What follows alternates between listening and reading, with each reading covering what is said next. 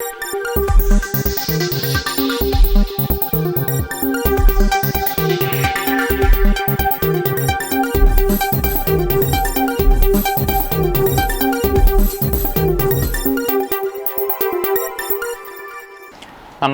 ഇളയോര വിശേഷങ്ങളിലേക്ക് സ്വാഗതം. രാഷ്ട്രീയ കേരളം ഏറ്റവും കൂടുതൽ ഉറ്റുനോക്കുന്ന മണ്ഡലമായ തൃത്താലയിൽ കനത്ത പോളിംഗ്.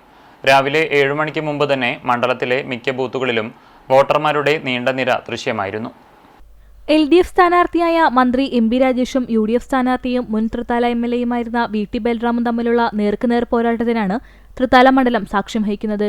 BJP സ്ഥാനാർത്ഥി V ഉണ്ണികൃഷ്ണൻ മാസ്റ്ററും SDPI സ്ഥാനാർത്ഥി ഷഹീർ ചാലിപ്പുറവും പിടിക്കുന്ന വോട്ടുകൾ ഇത്തവണ തൃത്താലയിലെ അന്തിമഫലത്തിൽ അതീവ നിർണായകമാകും.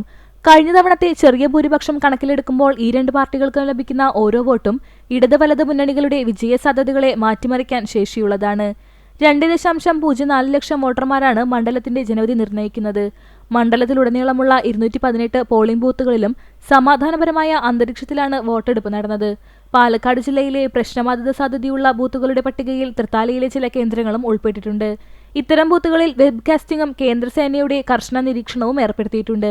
വികസന തുടർച്ചയും രാഷ്ട്രീയ മാറ്റവും ഒരേപോലെ ചർച്ചയായ തൃത്താലയിൽ ആര് വിജയത്തേറിലേറുമെന്നറിയാൻ മെയ് 4 വോട്ടെണ്ണൽ വരെ കാത്തിരിക്കേണ്ടി വരും.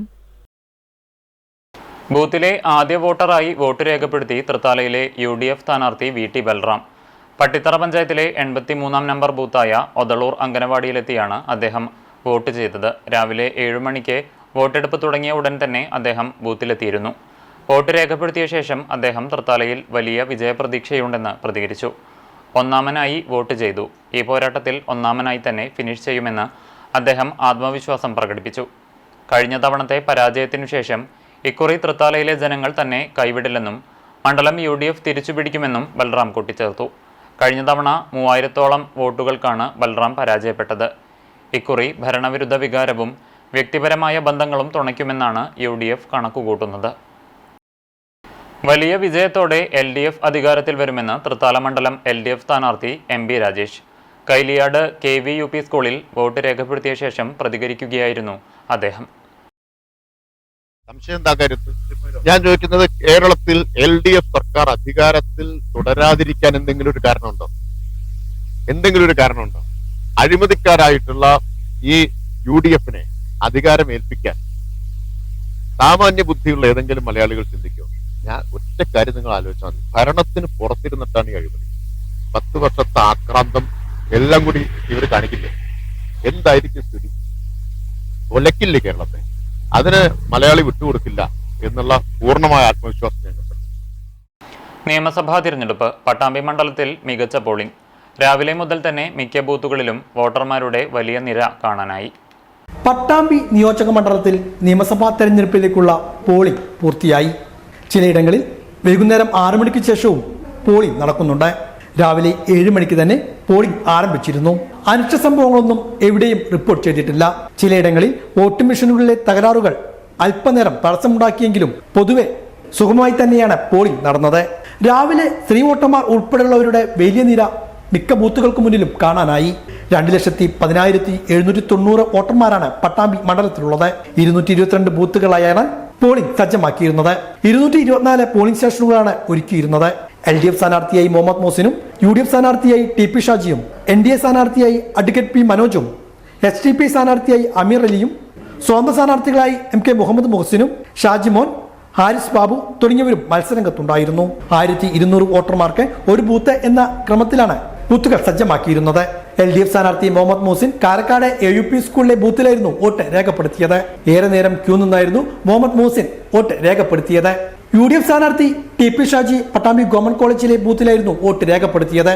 രാവിലെ 9 മണിയോടെയാണ് TP ഷാജി ബൂത്തിലെത്തി വോട്ട് രേഖപ്പെടുത്തിയത്. NDA സ്ഥാനാർത്ഥി advocate P Manoj Pattambi government ഹൈസ്കൂളിലെ ബൂത്തിലെത്തിയാണ് വോട്ട് രേഖപ്പെടുത്തിയത്. രാവിലെ 7 മണിയോടെ തന്നെ സ്ഥാനാർത്ഥി ബൂത്തിലെത്തിയിരുന്നു. അല്പനേരം ക്യൂ നിന്നായിരുന്നു വോട്ട് രേഖപ്പെടുത്തിയത്. വേനൽ ചൂടിന്റെ പശ്ചാത്തലത്തിൽ തന്നെയാണ് രാവിലെ മുതൽ മിക്ക ബൂത്തുകളും വോട്ടർമാരുടെ നിര വലിയ തോതിൽ കാണാനായത്. കേന്ദ്രസേനയും പോലീസ് സേനയുമെല്ലാം സുരക്ഷാ ക്രമീകരണങ്ങൾക്കുമായി മണ്ഡലത്തിൽ നിലയുറപ്പിച്ചിരുന്നു. ഏതാനും പ്രശ്നബാധ ബൂത്തുകളും മണ്ഡലത്തിലുണ്ടായിരുന്നു. പൊതുവെ സമാധാനപരമായാണ് പോളിംഗ് പൂർത്തിയായത്. 59-ാമത്തെ വയസ്സിൽ കന്നി വോട്ട്. വല്ലപ്പുഴ സ്വദേശി അബ്ദുൾ സലാമാണ് തന്റെ 59ാമത്തെ വയസ്സിൽ ആദ്യ വോട്ട് രേഖപ്പെടുത്തിയത്. വല്ലപ്പുഴ ചെറുകോട് കുണ്ടുംപള്ളിയാലിൽ അബ്ദുൽ സലാമിന് വയസ്സ് 59. തന്റെ കന്നിയോട്ടാണ് അദ്ദേഹം നിയമസഭാ തെരഞ്ഞെടുപ്പിൽ വിനിയോഗിച്ചിരിക്കുന്നത്. ചെറുകോട് ഗവൺമെന്റ് LP സ്കൂളിലെ 203 നമ്പർ ബൂത്തിലെത്തിയായിരുന്നു വോട്ട് രേഖപ്പെടുത്തിയത്. കഴിഞ്ഞ 38 വർഷമായി ഇയാൾ വിദേശത്താണ്. നാട്ടിൽ ലീവിനെത്തുമ്പോൾ തിരഞ്ഞെടുപ്പ് ഉണ്ടാവാറില്ല. ഉള്ള സമയങ്ങളിൽ വോട്ടർ പട്ടികയിൽ പേരും ഉണ്ടാകാറില്ല.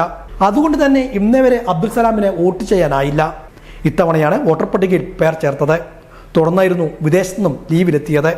അതുകൊണ്ട് തന്നെ വോട്ട് ചെയ്യാൻ സാധിച്ചെന്നും ആദ്യമായാണ് വോട്ട് ചെയ്യുന്നതെന്നും അബ്ദുൽ സലാം പറഞ്ഞു. ആദ്യമായി വോട്ട് ചെയ്തതിന്റെ സന്തോഷവും അബ്ദുൽ സലാം പ്രകടമാക്കി. കുറെ കാലമായിട്ട് ഗൾഫിലായിരുന്നു. വയസ്സ് 59. ഇലക്ഷൻ സമയത്ത് വരുമ്പോൾ വോട്ട് ചേർക്കാനുള്ള ചാൻസ് ഒന്നും ഉണ്ടായിരുന്നില്ല. അങ്ങനെ നീണ്ടുപോയതാ. വോട്ട് ചെയ്തപ്പോൾ സന്തോഷമായി. ഒരു പൗരന്മാർക്ക് വളരെ വളരെ സന്തോഷം.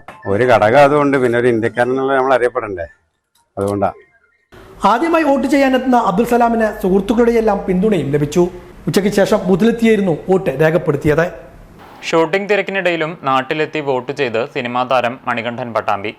കരിങ്ങനാട് AMLP സ്കൂളിലെ 93ാം നമ്പർ ബൂത്തിലെത്തിയാണ് താരം വോട്ട് രേഖപ്പെടുത്തിയത്. രാവിലെ 10:30ഓടെയായിരുന്നു ബൂത്തിലെത്തിയത്. തുടർന്ന് എറണാകുളത്തേക്ക് തിരിക്കുകയും ചെയ്തു. സിനിമാ താരം അനുമോൾ നടുവട്ടം രായിരനെല്ലൂർ സ്കൂളിലെത്തി വോട്ട് രേഖപ്പെടുത്തി. എറണാകുളത്തു നിന്നും വൈകുന്നേരത്തോടെ നടുവട്ടത്തെത്തിയായിരുന്നു വോട്ട് രേഖപ്പെടുത്തിയത്. ഞാൻ മാക്സിമം വോട്ട് ചെയ്യാൻ ശ്രമിക്കുന്ന, അല്ലെങ്കിൽ എനിക്ക് തോന്നുന്നു ഒരു വർഷത്തെങ്ങാണ്ട് എനിക്ക് മിസ്സായിട്ടുള്ളൂ. അതല്ലെങ്കിൽ കൃത്യമായി വോട്ട് ചെയ്യുന്നതും, അത് ഞാൻ മുമ്പ് ഒരു സ്ഥലത്ത് പറഞ്ഞിട്ടുണ്ടായിരുന്നു. ഈ ഒരു മാർക്ക് ഭയങ്കര അഭിമാനമായിട്ട് കാണുന്ന, അല്ലെങ്കിൽ ഇതൊരു വലിയ റെസ്പോൺസിബിലിറ്റി ആയിട്ട് കണ്ടു തന്നെ വോട്ട് ചെയ്യുന്ന, വളരെ പ്രാധാന്യത്തോടെ ഞാൻ ലൈഫിൽ കാണുന്ന ഒരു ദിവസമാണ് ഈ വോട്ട് ചെയ്യാൻ പറ്റുന്ന ഈ ഒരു ദിവസം. അപ്പം അതുകൊണ്ടാണ് നിർബന്ധമായും വന്ന് വോട്ട് ചെയ്തത്. അപ്പം ഞാൻ ഇപ്പം എറണാകുളത്ത് നിന്ന് വരുന്ന വഴിയാണ്. ഇനിയിപ്പോൾ വീട്ടിലേക്ക് പോകണേ ഉള്ളൂ. അല്ല, എല്ലാ സമയവും നമ്മൾ ഇലക്ഷന് വരുന്നത് തന്നെ ഒരു പ്രതീക്ഷയോടെ ആണല്ലോ. നമുക്കൊരു ബെറ്റർ സ്ഥലം ഉണ്ടാവും, അല്ലെങ്കിൽ ഒരു ബെറ്റർ ഭരണം ഉണ്ടാവും എന്നുള്ള പ്രതീക്ഷയിൽ തന്നെയാണ് നമ്മളെല്ലാവരും വോട്ട് ചെയ്യുന്നത്. അപ്പോൾ ആ പ്രതീക്ഷ എനിക്കും ഉണ്ട്. എന്നെ സംബന്ധിച്ച് ഞാൻ നോക്കിക്കാണുന്നത് വളരെ പ്രോഗ്രസീവായിട്ടുള്ള, നമുക്കൊരു ബെറ്റർ ലിവിങ് സ്പേസ് ക്രിയേറ്റ് ചെയ്ത് തരുന്ന, ആ ഒരു കോ ലിവിങ് ഒക്കെ മനസ്സിലാക്കുന്ന, അങ്ങനെ ഒരു ലിബറൽ സ്പേസ് തന്നെയാണ് ഞാൻ പ്രതീക്ഷയോടെ നോക്കിക്കാണുന്നത്. പിന്നെ ഞാൻ മുമ്പും പല സ്ഥലങ്ങളിലും പറഞ്ഞിട്ടുണ്ടായിരുന്നു, എഡ്യൂക്കേഷൻ ആയാലും ഹെൽത്ത് ആയാലും മെൻ്റൽ ഹെൽത്ത് ആയാലും ഇതിലേക്കൊക്കെ ഒന്നും കൂടെ വികസനത്തിൻ്റെ ഒപ്പം ഇങ്ങനത്തെ കാര്യങ്ങളിലും കൂടെ ഒന്നും കൂടെ അറ്റൻഷൻ കൊടുക്കാൻ പറ്റുന്ന ഒരു അവസ്ഥയും കൂടെ ഉണ്ടായി വരട്ടെ എന്നാണ് പ്രതീക്ഷ. ഇതോടെ നിളയോര വിശേഷങ്ങൾ സമാപിക്കുന്നു. നമസ്കാരം.